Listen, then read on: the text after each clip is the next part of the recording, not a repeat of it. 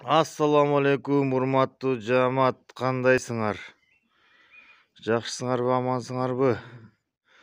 Ушундай диңкилдеген койлорду чыгардык. Мынайки туугандар, бул козулу кой. Козулу кой бул 2 тиш. Биринчи тууду. Наркылар 6 тиштен. Үчөө 6 тиш. Булардын параметрлери: каранын бою 90, унуку 87, унуку. Наркыныкы да 87. Мына туугандар, көрүп коюңуздар. Шашылыңыздар. Ушундай сулуу кой кимге насип этсе ушу буйрусун туугандар. Мына көрүңүздөр. Момундай наркы үчөө кеч бооз. Кеч бооз. Мынакей кулактары сай келишкен. Мунунун кулагы өтө жакшы. Кулагы 20.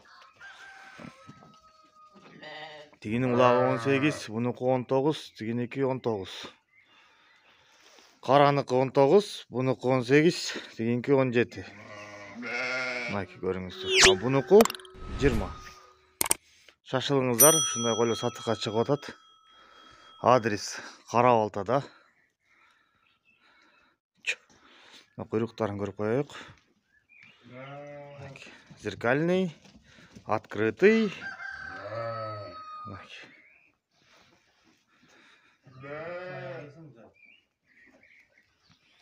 Мына кою каралачы, мен кимге насип этсе да мына козун ырыта турган кой экен да. Кулагы да келишкен, бети да гарбаносу да. Көрүңүздөр туугандар. Растетін жоон эне. Içinde бачкообразный кой да, кара кой. Мынакей туугандар. Олар сатыкка чыкты. Баасы келишим түрдө. Кимге насип этсе дагы, кимге ала турган болсо да жыргады да ушу койлорду. Жаш койлор, чоң койлор. Бул козусу эркек.